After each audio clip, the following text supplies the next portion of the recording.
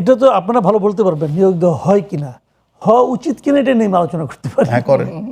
হ্যাঁ, তো আমার মনে হয় এটা হওয়া উচিত না। যেমন অ্যাটর্নি জেনারেল নিজেও কিন্তু বললেন যে সততা দায়িত্ববোধ থাকতে হবে। উনি কিন্তু একবারও বললেন না যে দলীয় আনুগত্য থাকতে হবে, উনি কিন্তু বলেন নাই। কিন্তু সবচেয়ে বড় যোগ্যতা হলো এখানে দলীয় আনুগত্য। হয় দলীয় আনুগত্য অথবা দলীয় আনুগত্যের অভিনয়, যেটাই হোক না কেন, যেভাবেই হোক, এই দুটোই হলো গিয়ে সবচেয়ে বড় যোগ্যতা। এটা কেবল এই আমলে না, কিন্তু আগের আমলেও তাই ছিল, তার আগের আমলেও তাই ছিল, তার আগের আমলেও তাই ছিল। এটা তো চলতে দিয়েছেন আপনারা, মানে এটা সিলসিলা। হ্যাঁ সিলসিলা, এটা তো আপনারা চলতে দিয়েছেন, আপনারা যারা আইনজীবী আছেন আপনারাই দিয়েছেন। এবং এইটা যে চলেছে এটা এটা এটা হলো ওপেন সিক্রেট আর কি, এটা গোপন কথা কিন্তু ওপেন। এবং যারা আজকে ওখানে আন্দোলন করছেন ওনারা কিন্তু এই দাবিতেই করছেন, যে দাবির কোনো বৈধ ব্ল্যাক অ্যান্ড হোয়াইটে কোনো গুরুত্ব নাই, কিন্তু এটাই সবচেয়ে বড় যোগ্যতা। এবং ওনারা এই যোগ্যতাটাই তুলে ধরছেন। ওনারাও বলছেন যে এই কাজে আনুগত্যের ক্ষেত্রে যারা নির্বাচিত হয়েছেন, যারা নাকি দায়িত্ব পেয়েছেন, তাদের চেয়ে আমাদের গুরুত্বটা বেশি, আমাদের ভূমিকাটা বেশি আনুগত্যের ক্ষেত্রে। কিন্তু দলীয় আনুগত্যের ক্ষেত্রে, দলের জন্য স্যাক্রিফাইস করার ক্ষেত্রে কেউ কিন্তু বলছেন না যে আমার বিচারের আমার এই যোগ্যতা, যে এই যে দায়িত্ব, দক্ষতা, দায়িত্বশীল বোধ, এই সকল ক্ষেত্রে ওনার চেয়ে আমি বেটার, তা কিন্তু কেউ বলছেন না। ওনারা বলছেন যে আমি বড় চামচা, তা আমার মতো বড় চামচা থাকতে আরেকজন লোক গুপ্ত চামচা অথবা ছোট চামচা, তাকে কেন আপনি দায়িত্ব দিলেন? তাহলে আমার কথাটা হলো কি, এই ক্ষেত্রে আপনি বলেই দেন ভাই, আপনি বলেই দেন যে এই ডিআইজি, ডিএজি আর এটা কি এএজি, এই পদ পাওয়ার জন্য প্রথম যোগ্যতা হলো দলীয় আনুগত্য। এটা হলো 1 নম্বর, যেটা আসলে 1 নম্বর। যেমন যে অ্যাটর্নি জেনারেল, উনিও তো এই যোগ্যতাতেই পেয়েছেন। উনি কি অন্য কোনো যোগ্যতা পেয়েছেন নাকি? উনি এই যোগ্যতাতেই পেয়েছেন। এর আগের যে অ্যাটর্নি জেনারেল তিনিও এই যোগ্যতাতে পেয়েছিলেন, পেয়ে এখন মন্ত্রী ওই যোগ্যতার ব্যবহার করে মন্ত্রীও হয়ে গেছেন। হয়েছেন তো রে ভাই, এটা তো আপনি এক কোণে আপনি অস্বীকার করতে পারবেন না। এর আগের যিনি এআইজি ছিলেন অথবা অ্যাটর্নি জেনারেল ছিলেন আগের গভর্নমেন্টের আমলে, তিনিও এই যোগ্যতাতে পেয়েছিলেন। তার মানে আপনি যেটা বলতে চাচ্ছেন সেটা হলো আনুগত্য যার যত বেশি তার তত বেশি সামনে আগানো। আমি বলতে চাচ্ছি যত লোক দেখছেন মাথায় টুপি, পাঞ্জাবি, আজানু লম্বিত, এরা সবাই নাপাক। আমি এটা বলতে চাচ্ছি, ওনারা লেবাস পরেছেন পাক পবিত্রের, আসলে ওনারা নাপাক। এখানে আমি আপনার সাথে একটু সংযোগ করি, যুক্ত করি কামরুল ইসলাম সজল। যে আমি দেখলাম একটা ইয়েতে যে বেশ কিছু আইনজীবী যারা এখানে এই যে প্রতিবেদনটা আমরা দেখলাম, তারা তার রুমে গেছে এবং তারা ক্লেম করছে যে আমরা ত্যাগী ছিলাম, আমরা জেল খাটছি, ইত্যাদি ইত্যাদি বইলে। তখন সে বলতেছে যে এর আগের বার, দ্যাট ইজ অন্তর্বর্তীকালীন সরকারের সময় যেটা হয়েছে, সেটার সময় তারা জানতো এবং প্রত্যেকের বায়োডাটা নাকি ওপেন ধরছে এবং মতামত নিয়ে সবার তাদেরকে নিয়োগ দেওয়া হয়েছিল। কিন্তু এবারের নিয়োগে সে ক্যাটাগরিক্যালি মেনশন করছে যে ব্যারিস্টার কায়সার কামাল, বদরুদ্দোজা বাদল আইনমন্ত্রী এবং রুহুল কুদ্দুস কাজল অ্যাটর্নি জেনারেল, এই 4 জন, এবং জয়নুল আবেদিন সাহেব ছিল, তার নাকি এক পর্যায়ে সে অনেকটা সরে গেছে যে কোনো কারণই হোক। এই 4 জনের ইচ্ছাই নাকি সমস্ত নিয়োগটা হয়েছে। শুধু তাই না, এটাও বলছে যে এদের চেম্বারের নাকি কোনো কোনো চেম্বারের ক্লার্কটা বাদ দিয়ে আইনজীবী বলতে যা ছিল তারা সবাই ডিএজি বা এজ হিসাবে অন্তর্ভুক্ত হয়ে গেছে প্রজ্ঞাপনের মধ্যে। মানে আপনার কথার সাথে আমি আপনাকে একটা কথা বলি, শুনেন। এটা আপনি এই যে ঘটনাটা, এই যারা এখানে মিছিল করতেছে, দেখেন এখানে কতগুলো ঘটনা ঘটবে। 1 নম্বর হলো, যেহেতু নিয়োগটা দলীয়ভাবেই হচ্ছে, কাগজ কলমে যাই থাক না কেন হচ্ছে, তো শুধু দলীয় বিবেচনা হয়। যারা মিছিল করছে এখন, যারা নিজেদেরকে বঞ্চিত বলছে, এদের দাবিটা তো ভ্যালিড, কিন্তু এটা গুরুত্ব দেওয়া হবে না। কিন্তু তাহলে এখানে কি হচ্ছে, এখানে কিন্তু দলীয় বিবেচনাটাও কিন্তু গুরুত্ব পাচ্ছে না। গুরুত্ব পাচ্ছে হলো ওই যে আমরা আর মামুরা ফর্মুলা। ঠিক আছে, আমি গুরুত্বপূর্ণ, যে আপনি যে 4-5 জনের নাম বললেন, তাদের যারা গুরুত্বপূর্ণ, তাদের যারা ঘনিষ্ঠ, তারা পাচ্ছে। এখন তারা কি বিএনপিকে প্রতিনিধিত্ব করে? তারাই কি বিএনপি? আর কেউ বিএনপি না? বিএনপি কি ওই কয়েকজনের মধ্যে সীমাবদ্ধ? তা তো না। আলটিমেটলি দেখেন, এই যে এত কিছু, এত দলীয়করণ, এই যে মিছিল, এই যে স্লোগান, এই সবগুলি আলটিমেটলি যাচ্ছে কার বিরুদ্ধে? এগুলোকে সাধারণ মানুষ দেখছে না, দেখছে। তারা কাকে ব্লেম করছে, তারা কার অযোগ্যতা হিসেবে এগুলিকে নিচ্ছে? সব কিন্তু যাচ্ছে প্রধানমন্ত্রীর উপর। তাহলে প্রধানমন্ত্রী কেন, উনি আগে যাদের দায়িত্ব দিয়েছেন, বড় দায়িত্ব, ধরেন আইনমন্ত্রী অথবা ধরেন অ্যাটর্নি জেনারেল অথবা ধরেন জাতীয়তাবাদী আইনজীবী ফোরাম যেটা আছে না, কি আছে আপনাদের একটা, আমি বলতে পারবো না, যারা নাকি অনেককে বাদ দিয়ে দেয়, তুমি ইলেকশন করতে পারবা না, আমরা ইলেকশন করব, ওইখানেও তো আমরা মামরা হয়েছে। তো এরা যারা আছে, যে লোক, উনি তো এদের উপর নির্ভর করেছেন, উনি তো এই যারা মিছিল করেছে এদেরকে চেনেন না, কিন্তু উনি এদের উপর নির্ভর করেছেন যে তোমরা দলীয়ভাবেই করো, কিন্তু যারা দলীয়ভাবে যাদের অবদানটা বেশি তাদেরকে করো, অথবা যারা যোগ্য তাদের, তুমি তো একটা কাজ করবা যে আমি যোগ্যদের করলাম, অথবা আমি দলীয়ভাবে যারা দলীয়ভাবে যোগ্য তাদের করলাম। তা না করে ওনাদের ব্যক্তিগত স্বার্থ অথবা গোষ্ঠী স্বার্থ রক্ষার জন্য ওনারা গুপ্ত অথবা লুকায়িত অথবা বর্ণচোরা তাদেরকে নিয়েছেন। তো ওনারা কিসের উপর গুরুত্ব দিয়েছেন? ওনারাও কিন্তু ওই যে দলীয় যে আনুগত্য, ওনারা কিন্তু সেটাকেও মানেন নাই। উনি মানছেন যে কে কে আমার প্রতি অনুগত, সে যেই হোক না কেন, আমি মানে আমি বিএনপি। আপনি বলতে চাচ্ছেন যে দলীয় আনুগত্যের চেয়ে ব্যক্তির প্রতি লয়ালিটি কতটুকু আছে, এটা একটা গুরুত্ব পেয়েছে। একটা গুরুত্ব। এতে ঝুঁকির মুখে পড়লো কে? এতে ঝুঁকির মুখে পড়লো বিএনপি সরকার। এতে ঝুঁকির মুখে পড়লো বিএনপি সরকার প্রধান তারেক রহমান। ওনারা নিজেদের স্বার্থ রক্ষার জন্য দলকে এবং দলীয় প্রধানকে পর্যন্ত ঝুঁকির মুখে ফেলে দিতে বিন্দুমাত্র দ্বিধা করেন না। এইটাই হলো ওনাদের চরিত্র, এইটাই হলো এই লোকগুলির চরিত্র, এবং এই লোকগুলি আসলে সরকারকে ডুবায়। তাহলে এখন আমি মাসুদ কামালের সূত্র ধরে যদি আপনার এখানে আসি, দলীয় আনুগত্যটা যদি হয় সেটা আমরা যৌক্তিকভাবে ধরে নিতে পারি, দলীয় আনুগত্যটা গ্রহণযোগ্য টু সাম এক্সটেন্ট। কিন্তু যে ব্যক্তিগত প্রতি যে আনুগত্যর কথাটা বলল মাসুদ কামাল, সেইটা আপনি কিভাবে দেখছেন? এখানে ভাই আমি অনেক কথা দল করার কারণে বলতে পারছি না। এখানে ব্যক্তি আনুগত্য, দলের আনুগত্য এগুলো কোনোটাই না। যারা যে কয়েকটা নাম আপনি বললেন, এখানে অনেককে আমি 15 বছর কোনো মিছিল মিটিংয়ে অংশগ্রহণ করতে দেখিনি। আমি বলি না এটা, ওদের কামরুল ইসলাম সজল, এবং তারা সেটা 15 বছর বাড়িতে থাকছে, এবং তাদের বউয়েরা যখন ফোন দিচ্ছে আমরা যে কি ভাই আসে না কেন মিছিল মিটিং, আমরা মেয়ে মানুষ, হাত পা ভেঙে ফেলে দিল পুলিশ, তো বউরা বলছে আমরা তেলের খুঁড়িতে নিয়ে বুক মালিশ করতেছি, আসার আগেই বুক মালিশ করতেছে তেল দিয়ে। হ্যাঁ, তো তারা আইন সম্পাদকও হয়, তারা আবার সুপ্রিম কোর্ট বারের প্রতিনিধিও হয়, আবার বার কাউন্সিলের প্রতিনিধিও সে হয়। স্বাভাবিক কারণে একটা অথর্ব, অযোগ্য, রাজনীতিতে পারদর্শী না, মাঠের রাজনীতি বোঝে না, কর্মীর চেহারা চেনে না, কর্মীর মন জানে না, ঘর্মাক্ত কর্মীর পাশে থেকে নিজে ঘামে না, তাদের ঘামের যে কি যন্ত্রণা এবং কি পরিমাণ তৃষার্ত হয় এটা উপলব্ধি করার সক্ষমতা যাদের থাকে না, তারা যখন একটা জায়গায় বসবে তখন তারা এই ভুলভালগুলো করবেই, এবং এরকম পরিস্থিতির উদ্ভবটা কিন্তু হবেই। বিএনপির সবচেয়ে দুর্ভাগ্যের বিষয় হচ্ছে যে বিএনপির ঘাড়ের উপর দিয়ে সবাই চেয়ার নিচ্ছে। আমি এই 30 বছরের ইতিহাসে যেটা দেখলাম, চেয়ারটা পাওয়ার পরে বলে যে আমি যোগ্যতায় চেয়ারে এসেছি, আমি কি বিএনপি করি নাকি? অনেক বিচারকদের আমি এই কথা বলতে শুনছি, অনেক এই পোস্ট পদবিওয়ালা লোকজনের আমি এই কথা বলতে শুনছি।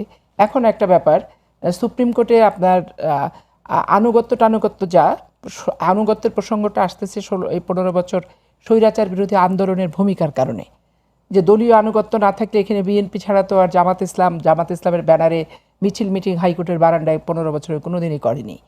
আবার আওয়ামী লীগরা করছে তারা তাদের মতো আমাদের বিপক্ষে। তাহলে আমরা দুজনে মুখামুখি হয়েছি উইথ পুলিশ বাহিনী নিয়ে, এবং আপনি নিজেও জানেন যে আমার সাথে কত রকম বিচারকের হট্টগোল থেকে আমি জেলে তো কতদিন থাকছি, সেটা সব কিছু হাইকোর্টের বারান্দার সব কিছু জানে। মাটিতে ফেলে আমাকে পা থেকে মাথা পর্যন্ত পিটায় লাল করে দিছে।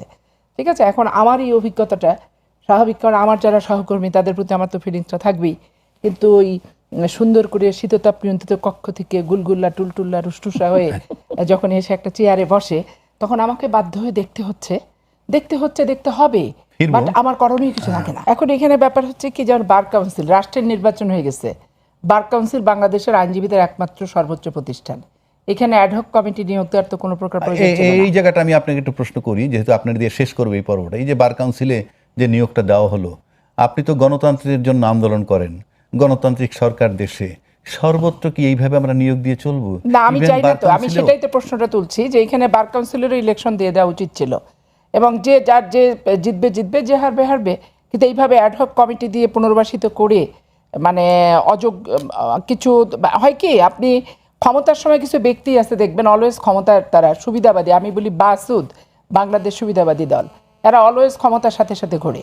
এদের কোনো দুর্নাম নাই। কিন্তু আমি যখন রাজপথে মিছিল করব, মিটিং করব, আন্দোলন করব, তখন যে কোনো একটা দলের বিপক্ষে ষড়যন্ত্র দেখলে আমি একবার লাফায় পড়বো, দাফায় পড়বো, পারলে মল্লযুদ্ধে অংশগ্রহণ করে ফেলবো।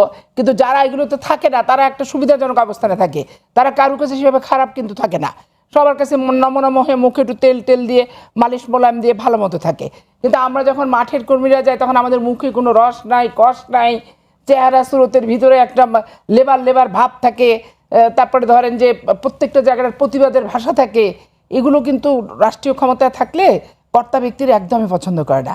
স্বাভাবিক কারণে তখন ওই নমনীয় কমনীয় যে ব্যক্তিগুলি সারাদিন আরাম আয়েসের ভিতর থেকেছে 18 বছর, ওদের মিষ্টি মিষ্টি কথাগুলো ভালো লাগে এবং ওদের পরামর্শটা সবচেয়ে গুরুত্বপূর্ণ মনে হয়, এবং ওই পরামর্শ প্রায় আবার কিন্তু চেয়ারে বসে যায়।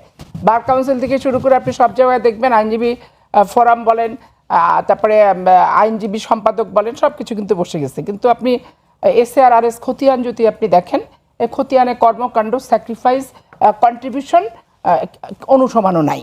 তো এই জন্য আমি মনে করি যে আজকে অ্যাটর্নি জেনারেল এখানে ওই যে কথাটা আমি বলতে চাচ্ছিলাম, যে উনি যোগ্যতা সততার কথা বলেছেন, এটাও কিন্তু একটা ব্যাপার। কারণ আইনজীবী সুপ্রিম কোর্টের বারান্দায় যারা প্র্যাকটিস করে, তারাই আইনজীবী ফোরামই বলেন, আর ইসলামিক আইনজীবী দলই বলেন, আর আওয়ামী আইনজীবী ফোরাম বলেন, করে তারা। কিন্তু আমাদের সব কথার শেষ কথা হচ্ছে আমাদের যোগ্যতা এবং অভিজ্ঞতা, রাষ্ট্রকে অ্যাসিস্ট করা, বিচারক আমার লার্নের অনারেবল বিচারকের কোথায় কোনটা কিভাবে করতে হবে বলতে হবে, সাজেস্ট করা, এটাও কিন্তু একটা পারদর্শিতার বিষয় থেকে থাকে। আমি অনেক মিছিল মিটিং করলাম, বাট এই ক্ষেত্রে আমার একটু ল্যাকিং আছে, গ্যাপ আছে। পেশাগত জায়গায় এই জায়গাটাও আপনার পরিপূর্ণ হতে হবে, আবার মিছিল মিটিংয়েও আপনাকে থাকতে হবে রাষ্ট্রের প্রয়োজনে। 15 বছরের মিছিল এটা দলীয় আনুগত্য না, এটা গণতন্ত্র পুনরুত্থানের আন্দোলন, এটা স্বৈরাচারিণী শেখ হাসিনাকে বিদায় করার আন্দোলন, এটা বাংলাদেশের নির্বাচন ব্যবস্থা পুনর্বহালের আন্দোলন, গণতান্ত্রিক ধারাবাহিকতা নিয়ে আসার আন্দোলন। তাহলে এইটা কোনো রাজনৈতিক দলের ব্যক্তিগত এজেন্ডা না, দলীয় এজেন্ডা না, যে আমি এটাকে ওই তেল মালিশ আর দেহ মালিশ বলে আমি চালাই দিতে পারবো। এই আন্দোলনে যারা থাকে না, যারা ছিল না ওই শীততাপ নিয়ন্ত্রিত কক্ষে ওই সুন্দর সুন্দর কবিতা আবৃত্তির মতো করে কথা বলা, এইগুলোকে নিয়ে কিছু চলবে না, রাষ্ট্র চলবে না, দেশও চলবে না, প্রতিষ্ঠানও চলবে না, বার কাউন্সিলও চলবে না, হাইকোর্টও চলবে না, জজ কোর্টও চলবে না, সুপ্রিম কোর্টও চলবে না। ভাই পাপিয়া, আপনার কাছে আমরা আবার আসবো। এখন আমি একটু মাসুদ কামালের কাছে যাচ্ছি। অন্য একটা মানে এই প্রসঙ্গ তো গেল, সেটা হলো আমরা এখন লক্ষ্য করে দেখলাম এই যে এখন যে অগাস্ট মাস চলতেছে, এই অগাস্টের 5 তারিখে একটা সরকার বদল হয়েছিল, যাকে আমরা 36শে জুলাই হিসেবে চিহ্নিত করি, এবং সেই 36শে জুলাই হয়েছিল বইলেই কিন্তু আমরা 2026-এ নির্বাচনটা পেয়েছি, তার এটা পাওয়ার কথা না। কে নেতৃত্ব দিল কে দিল না সেই বিতর্কে আমি যাচ্ছি না, কিন্তু প্রশ্ন হচ্ছে এই, আমরা দেখতেছি যে পার্লামেন্টে এখন 3টা দল আছে, বিএনপি, জামাত এবং এনসিপি। কিন্তু এরা যেখানেই যায় বক্তব্য রাখতে, মিছিল মিটিং যাই করতে যায়, তারা যে কোনোভাবেই হোক তারা ভিক্টিমাইজ হচ্ছে বা হামলার শিকার হচ্ছে। তারা বলছে যে এটা বিএনপির যুবদল ছাত্র দলরা করছে, কিন্তু বিএনপির পক্ষ থেকে বলা হচ্ছে যে না, এটা সাধারণ ছাত্ররা করছে। মানে এই বিষয়টা কেন ঘটছে, বা এটা যদি বিএনপি না করে তাহলে সরকারের দায়িত্ব কি, বা তারা তাদের সম্পর্কে বক্তব্য আছে, তারা অশালীন কথা বলে, তারা বেয়াদবি করে, ইত্যাদি ইত্যাদি। এই সবগুলো মিলিয়ে আপনি কিভাবে দেখছেন বিষয়টা? দেখেন, এই জিনিসটা আসলে একটা সরকারের দুর্বলতা আমি মনে করি। দুর্বলতাটা কোথায়? ধরেন তারা অশালীন কথাবার্তা বলে, তাতে কোনো সন্দেহ নাই। আমি তো এটাও মনে করি তারা বরং মানুষকে এক ধরনের প্রভোগ করে, মানে আমন্ত্রণ করে, আমাকে মারো না কেন, আমাকে মারো, তারা এটা বলে। কেন তারা মার খেতে চায় সেটা আমি একটু পরে বলতেছি আপনাকে, ওটাও তাদের একটা পলিটিক্স। কিন্তু এখানে আমার কথা হলো, একজন লোক ভার্বালি মুখে সে যাই বলুক না কেন, যা কিছুই বলুক না কেন, এটা যদি অপরাধ হয় অপরাধ, এই অপরাধেও তো শাস্তি আছে, আইনে আছে না, আছে। আপনি ওই আইনের আশ্রয় নিতে পারেন, কিন্তু কোনো বিবেচনাতেই আপনি তার গায়ে হাত তুলতে পারেন না। সেটা দলীয় কর্মী হলেও পারেন না, দলীয় কর্মী না হলেও পারেন না। যারা গায়ে হাত তুলেছে তাদের তো ভিডিওতে ছবি আছে রে ভাই, সবাই তো ছবি আছে। তো সেই লোকগুলিকে ধরলেই তো হয়, আপনারা ধরছেন না কেন? এবং এই ধরার দায়িত্ব কার? আপনার না, আমারও না, ধরার দায়িত্ব সরকারের। সরকার ধরছে না কেন? যদি সরকার তাদেরকে না ধরে অথবা ধরার ক্ষেত্রে শৈথিল্য প্রদর্শন করে, তাহলে আপনি নিশ্চিন্তে ধরে নিতে পারেন এরা সবাই সরকারের লোক, মানে যুব দল হোক, ছাত্র দল হোক, স্বেচ্ছাসেবক দল হোক, যে দলই হোক, অথবা বিএনপির হোক, তারা সরকারের লোক। সরকার এদেরকে আশকারা দিচ্ছে। যদি না ধরে, আর যদি ধরে, ওরা বলছে যে এটা জনসাধারণ, পাবলিক। যদি পাবলিকও হয়, গায়ে হাত তোলার অধিকার তো পাবলিকেরও নাই। যে পাবলিক তুলবে গায়ে হাত, তার শাস্তি হওয়া উচিত।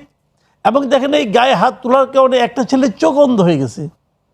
তো এটা তো অপরাধ রে ভাই, এটা তো হত্যা প্রচেষ্টা, এটা তো মামলা হওয়া উচিত। এবং এই মামলাটা সিরিয়াসলি হ্যান্ডেল করা উচিত। এটা হলো একটা দিক। ওরা তো আপনাকে প্রভোগ করবেই, ওরা তো চায় প্রমাণ করতে যে আপনি এরকম উচ্ছৃঙ্খল আচরণ করছেন। তারা তো চাইতেই পারে, এটা তাদের পলিটিক্স। এখন আমি যে প্রসঙ্গটা, আরেকটা প্রসঙ্গ যেটা বললাম আগে বলবো, সেটা হলো এনসিপি কেন এমন করতেছে। এটার মূল কারণ হলো, দেখেন এনসিপি আসলে এখন আর কোথাও নাই। ওই সংসদে ৬-৭ জন ছাড়া আর কিন্তু কোথাও নাই। এনসিপি একটা সম্ভাবনাময় দল ছিল এই দেশের, ইয়াং জেনারেশনের দল। সাধারণ মানুষ এদের উপর ভরসা করতে শুরু করেছিল, কিন্তু এরা নিজেরাই নিজেদের কর্মকাণ্ডের মাধ্যমে, নিজেদের বিভিন্ন রকম আচার আচরণের মাধ্যমে, কথাবার্তা, এইটা ধরি আমি, যদি যে এনসিপি কিছু বলতে কিছু নাই। আপনি দেখেন, আমার দেখা মতে বাংলাদেশে বিভিন্ন রাজনৈতিক দল হয়েছে, এবং একমাত্র এনসিপিরই আমি দেখলাম যে এই দলের বয়স মাত্র 1 বছর, পার্লামেন্টে তারা 6টা সিট এবং নারী আসন 2টা, 8টা আসন পেয়েছে। বাংলাদেশে তো আর কোনো দল আমি দেখি নাই যে 1 বছরের মাথায় এই 8টা সিট নিয়ে পার্লামেন্টে গেছে। এতে কিছু প্রমাণ হয় না। আমি আপনাকে বলি ভাই, একটা সিট পাইলেই তো নিবন্ধন পায়। আমি বলছি আপনাকে, একটা সিট পাইলেই নিবন্ধন পায়। সেক্ষেত্রে 8টা সিট যে দলটাই পাইলো, সেটার গুরুত্ব আছে না? তাকে আমি বলছি যে যদি গুরুত্ব না থাকে, আমি বলছি, আমি ব্যাখ্যা দিচ্ছি আপনাকে। দেখেন, তারা যেটা পেয়েছে, এটা তারা আসলে জামাতের শক্তিতে পেয়েছে। এবং তারও চেয়ে বড় কথা, যে নির্বাচনটা হয়ে গেছে, সেই নির্বাচন তো দেশের একটা বড় দলকে আপনি অংশ নিতে দেন নাই। আপনি তো আওয়ামী লীগকে অংশই নিতে দেন নাই রে ভাই। যদি আওয়ামী লীগ অংশ নিত, তাহলে অন্য চেহারা হতো। তারও চেয়ে বড় কথা, যদি তারা জামাতের সঙ্গে ভোটের জোট না করতো, তাহলে তারা কিছুই থাকতো না, একজনও পাস করতো না। বড় প্রমাণটা আমি দিচ্ছি। এরা এখন এই যে পাগলের মতো আচরণটা করছে, আমি শেষ করে ফেলে আপনি উত্তরটা পাবেন। এই যে এখন তারা পাগলের মতো এই আচরণটা, কিন্তু বলি পাগলের মতো আচরণ, মানে সব হারাইয়া উদ্ভ্রান্তের মতো আচরণ। ওই যে গরু হারাই গেলে যে আচরণটা হয় না, ওই আচরণ। কেন জানেন? সামনে স্থানীয় সরকার নির্বাচনে জামাত অলরেডি বলেছে তারা আর এনসিপির সঙ্গে জোট করবে না। তারা একে একে ইলেকশন, ওদের মাথায় খারাপ হয়ে গেছে। ওদের একটা বিশাল নেতা আছে না, হিমালয় পর্বতের মতো, ওই যে আসিফ মাহমুদ সজীব ভুইয়া, এই ভদ্রলোক তো ঢাকা দক্ষিণ থেকে ইলেকশন করতে যাচ্ছে। ইলেকশন করুক। যদি এনসিপি ইলেকশন করে, যদি জামাতে সাদিক কায়েম থাকে, সাদিক কায়েমের অর্ধেক ভোটও সে পাবে না। এটা কিন্তু ব্যক্তি ইমেজের কারণে না, এটা হলো দলের যে অবস্থান তার কারণে। তাদের কোনো সংগঠন নেই সারা দেশে, এবং তারা দেশের কোথাও থেকে জামানত রক্ষা করতে পারবে না যদি একা নির্বাচন করে। তাদের মাথাটা এই কারণে খারাপ হয়েছে। এখন তারা আলোচনায় থাকতে চাচ্ছে। এখন তারা মাইর খাইলে কি হয়, ধরেন আপনার একজন বিরাট একটা মনে করেন শীর্ষ সন্ত্রাসী, সে একজন রিক্সাওয়ালাকে মারলো, তো লোকে কিন্তু শীর্ষ সন্ত্রাসীর নামের সঙ্গে সঙ্গে রিক্সাওয়ালার নামটা কিন্তু জেনে যাচ্ছে। হ্যাঁ, এখন আমি রিক্সাওয়ালাকে কিন্তু অপমান করছি না, আমি বলছি সে কোনো গুরুত্বপূর্ণ ব্যক্তি না, এবং মিডিয়াকে তার নাম কেউ জানতে চায়, সেই নামটা কিন্তু হয়ে যাচ্ছে। এখানেও তাই কিন্তু হচ্ছে যে সে মার খাওয়ার মাধ্যমে তার আলোচনায় থাকছে। গত 4-5 দিনের পত্রিকা আপনি দেখেন, এনসিপি এনসিপি এনসিপি। আচ্ছা, মাসুদ কামাল এর প্রশ্নটা ধরে আমি যদি পাপিয়ার কাছে আসি, সে বলতেছে, মাসুদ কামাল ভাই বললেন যে তারা মার খেয়ে মাঠে থাকতে চায়। যদি আমি অতীতের সাথে মিলাই, বিগত 15 বছর কিন্তু বিএনপি মার খাইছে বলেই তাদের অবস্থানটা ছিল, মানে অস্তিত্বটা ছিল। যদি মারামারি না হয়তো অস্তিত্বটা থাকতো না। তাহলে কি এই বিএনপি, যে মাসুদ কামালের বক্তব্য যদি আমি ধরি, যে তারা মাইর খেতে চাচ্ছে, এবং বিএনপির ভাষায় ছাত্র দল মারতেছে না, যুব দল মারতেছে না, সাধারণ লোকই মারতেছে, তা সাধারণ লোকে মারলেও তো তাদের গ্রহণযোগ্যতা বাড়তে থাকবে, বা তারা মাঠে থাকতেছে।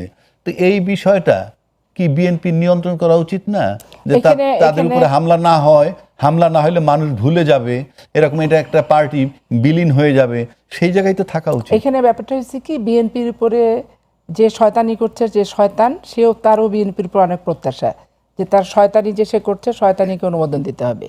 আবার যে ওই শয়তানির শিকার হচ্ছে, তারও বিএনপির প্রত্যাশা যে শয়তানের খপ্পর থেকে আমাকে বাঁচাতে হবে। আবার পথচারী দাঁড়ায় দাঁড়ায় দেখতেছে কোনটা ভালো কোনটা মন্দ।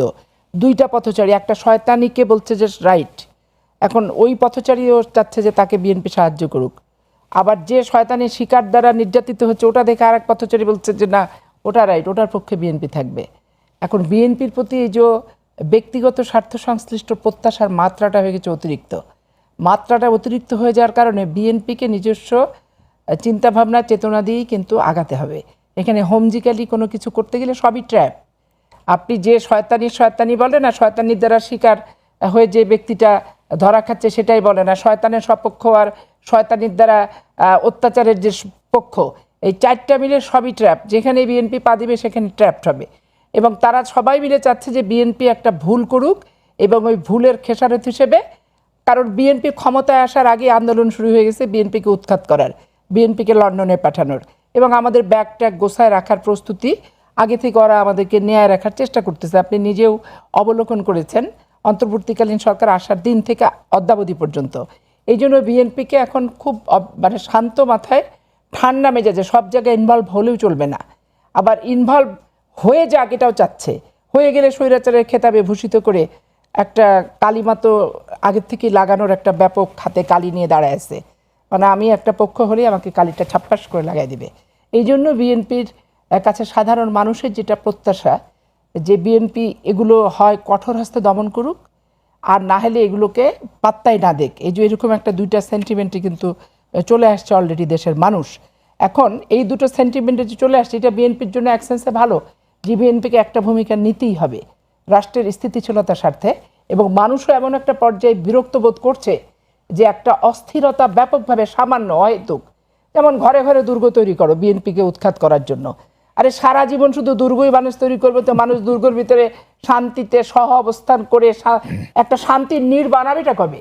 শুধু দুর্গই বানায় যেতে হবে রাজনৈতিক দলের স্বার্থ চরিতার্থ করার জন্য, এই যে একটা ব্যাপার। আর এনসিপি জুলাই আগস্টের অভ্যুত্থান আমি রেসপেক্ট করার আমার 100% আমি রেসপেক্ট করি, এটাকে আমার বিতর্কিত করার আমার সুযোগ নাই, কিন্তু যারা হচ্ছে এটার অংশীদার বিতর্কিত তারাই করছে। যে কথাটা বলছিল তার রেশ ধরে বলছি, মনে করেন এই যে এনসিপির সাথে যে ঘটনাগুলো ঘটতেছে এখন ইয়েতে, তাতে আলটিমেটলি এনসিপি বলতে কিছু নাই, যেটা আপনি বললেন তেমন কোনো অস্তিত্ব তাদের নাই, তাহলে তাদের তো হারানোর কিছু নাই।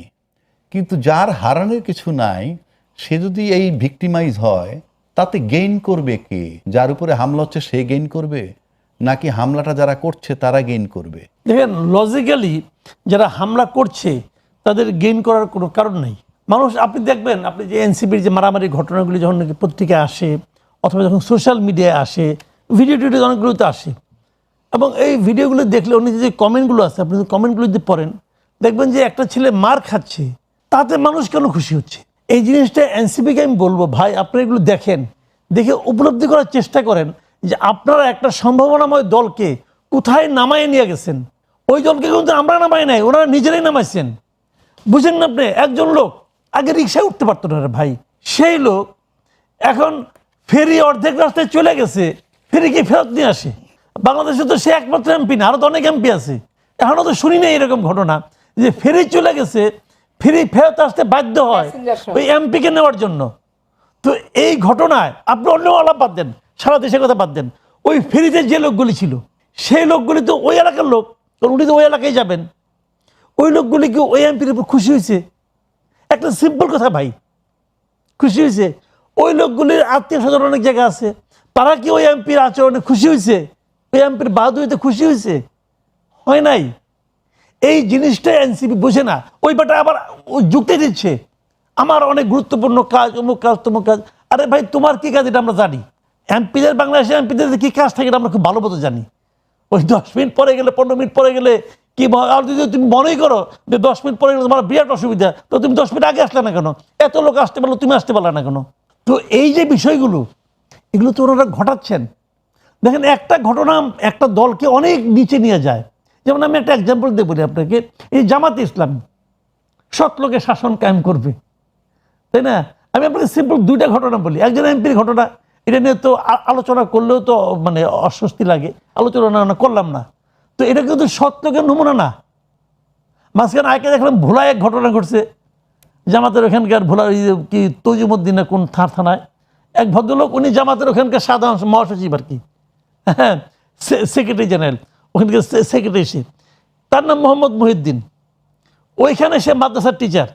ওই মাদ্রাসার একজন জুনিয়র টিচার ছিল, তার নামও মহিউদ্দিন। ওই জুনিয়র টিচার মারা গেছে আজকে 20 বছর আগে। বেতন ভাতা খাচ্ছে। এই 20 বছর ধরে ওই নাম নিয়ে এই যা যা ডকুমেন্ট সব জাল করে সেই 20 বছর ধরে ওই মহিউদ্দিনের বেতন ভাতা তুলতেছে। এটা কি সৎ লোকের আচরণ?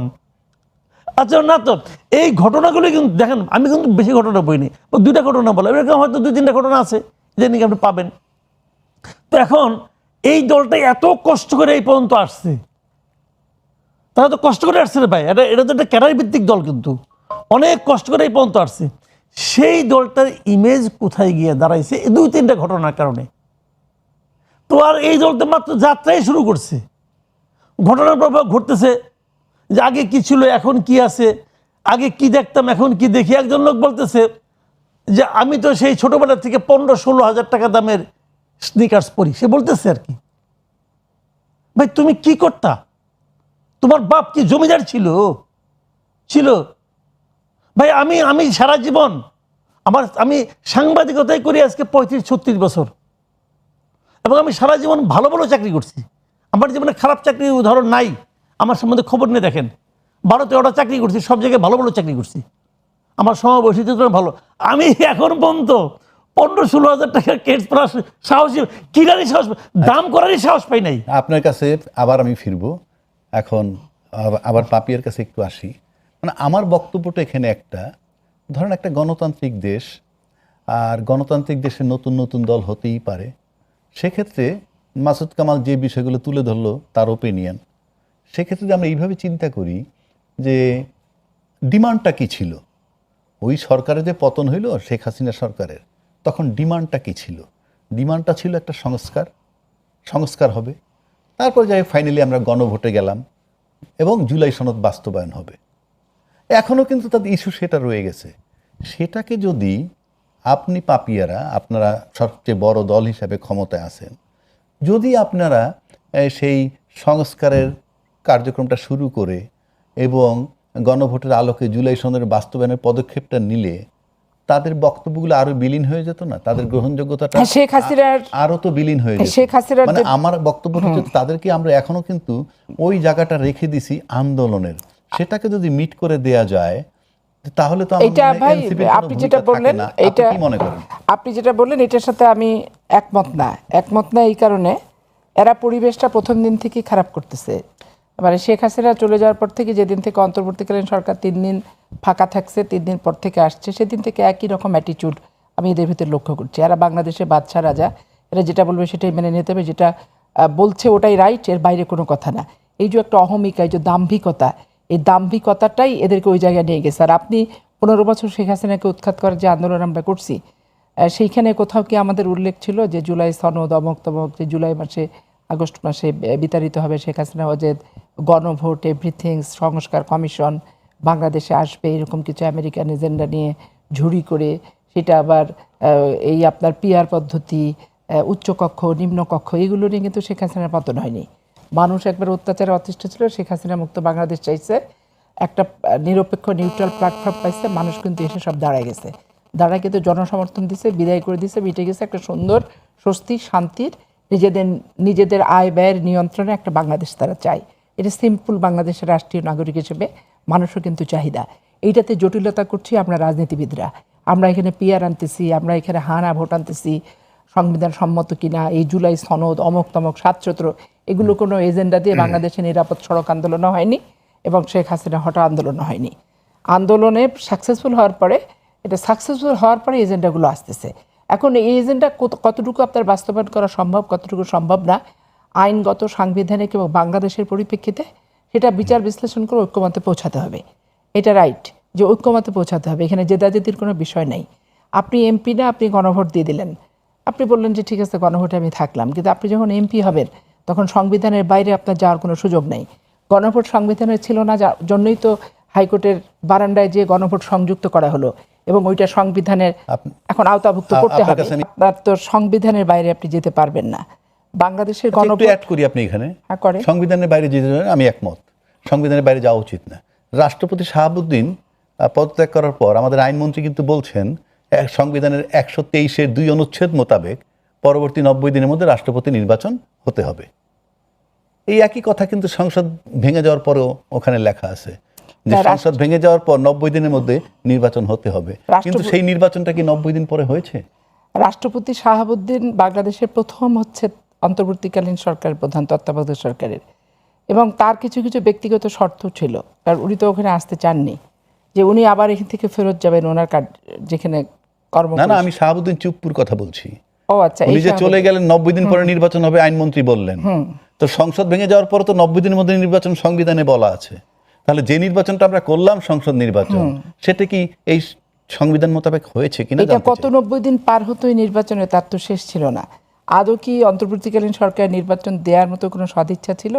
এটা তো জোর করে আদায় করে নেওয়ার মতো করে আদায় করে নেওয়া হয়েছে ওনার কাছ থেকে, কারণ উনি পার্মানেন্টলি থাক, এটা উনি সেই শক্তি সামর্থ্য বাংলাদেশের রাজনৈতিক সংগঠনের কাছ থেকেই পাচ্ছিলেন, মদতও পাচ্ছিলেন। কিন্তু এইখানে বিএনপি একটু বেঁকে বসছিল যে না, নির্বাচনটা দিয়ে আপনাকে বিদায়টা নিতে হবে, কারণ এতদিন এই জনসমর্থন দেওয়া আমাদের পক্ষে সম্ভবপর না। তো এখন যাই হোক, আপনি যখন আপনি সেই হিসেবে সংবিধান যদি দেখতে চান, তাহলে তো এখন ওই আন্দোলনটাই বৃথা হয়ে যাবে। আন্দোলনকে কি আপনি বৈধ রূপ দিতে পারবেন? জুলাই আগস্টের অভ্যুত্থানকে পারবেন না। আবার আপনি যদি বলেন, এই যে জামাত ইসলাম যেটা বলছে যে শেখ হাসিনাই বাংলাদেশের বৈধ প্রধানমন্ত্রী, তার 29 সালে নির্বাচন হওয়ার কথা ছিল, তো শেখ হাসিনা যেই নির্বাচনগুলোতে প্রধানমন্ত্রী হয়েছে সেই নির্বাচন কি নির্বাচন ছিল? নির্বাচনই তো ছিল না। নির্বাচন ছাড়াই তো নিজেকে নিজের প্রধানমন্ত্রী ঘোষণা করছে, যার কারণেই তো এই প্রসঙ্গ। এখন বিএনপির সাথে বনিমানার অভাব, বিরোধিতার খাতিরে এখন আওয়ামী লীগকে বৈধতার প্রশ্নে যে বক্তব্যগুলো দিচ্ছে, এটাও কি জনগণের মানার জিনিস, না জনগণ মানবে? আমরা রাজনৈতিক স্ট্যান্ডবাজি করতে যে এমন কোনো পর্যায়ে যাতে না যাই যে জনগণ আমাদের কাছ থেকে সমর্থনটা, মুখটা ফিরায় নাই, এটা ভাবার সবচেয়ে বিষয় হচ্ছে রাজনৈতিক ব্যক্তিত্ব হিসেবে। ঠিক আছে, আমি আপনার পক্ষ শুনলাম।